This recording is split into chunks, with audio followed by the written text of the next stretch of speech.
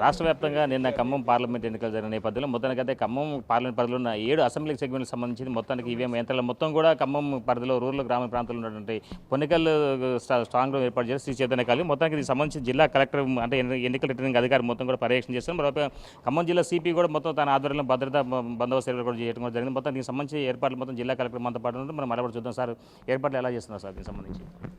అంటే మనకు నిన్న పోలింగ్ చాలా సుజావుగా కంప్లీట్ అయ్యి మన దగ్గర రికార్డ్ టర్న్అవుట్ కూడా వచ్చింది. మనకు ఆల్మోస్ట్ 76.1% టర్న్అవుట్ వచ్చింది. స్టేట్లోనే హైయెస్ట్గా మనకు వచ్చింది. సో మనకు అన్ని పోలింగ్ పార్టీస్ కూడా ఇక్కడనే రిసెప్షన్ మనం చేసుకోవడం జరిగింది. 7 సెగ్మెంట్స్ నుంచి కూడా మీరు ఇక్కడ ఏర్పాట్లు కూడా చూస్తున్నారు. ఇక్కడ నైట్ ఆల్మోస్ట్ 2 o'clock దాకా రిసెప్షన్ కంప్లీట్ అయింది. పొలిటికల్ పార్టీస్, క్యాండిడేట్స్, ఏజెంట్స్ అట్లానే అబ్జర్వర్ సమక్షంలో ఆ మెషిన్స్ అన్నీ తీసుకుపోయి భద్రంగా స్ట్రాంగ్ రూమ్లో భద్రపరించడం జరిగింది. సో వాళ్ళ సమక్షంలో సీల్ కూడా వేయడం జరిగింది. ఈరోజు అబ్జర్వర్ సమక్షంలో క్యాండిడేట్స్ అందరినీ పిలిచి ఈ ఎలక్షన్ పేపర్స్ కూడా స్క్రూటనైజ్ చేయడం జరిగింది. అంటే క్యాండిడేట్స్కి, ఏజెంట్స్కి ఎక్కడన్నా డౌట్ ఉంది, ఈ ఫలానా పోలింగ్ స్టేషన్లో ఇట్లా జరిగింది, అట్లా ఏమైనా వాళ్ళకి కంప్లైంట్స్ ఉంటే దాన్ని స్క్రూటనైజ్ చేయడానికి ఇది ఒక ప్రొసీజర్. సో అది కూడా ఇప్పుడు కంప్లీట్ అయిపోయింది. మన దగ్గర అన్నీ కూడా సుజావుగా జరిగినట్టు ఎలక్షన్ కమిషన్ అబ్జర్వర్ కూడా గుర్తించడం జరిగింది.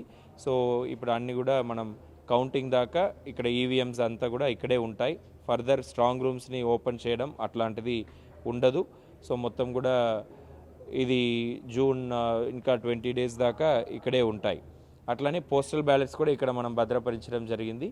ఓన్లీ సర్వీస్ ఓటర్స్ సంబంధించిన పోస్టల్ బ్యాలెట్ మాత్రం ఇంకా వస్తూ ఉంటాయి. అది దూర ప్రాంతాల్లో పనిచేస్తున్న వాళ్ళు, బార్డర్లో పనిచేస్తున్న సైనికులు, వాళ్ళందరిది వస్తూ ఉంటాయి.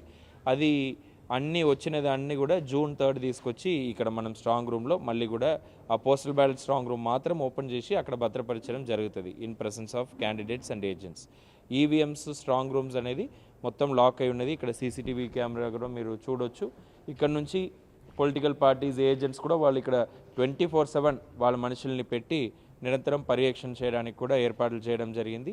ఇక్కడ నుంచి వాళ్ళు చూసుకోవచ్చు.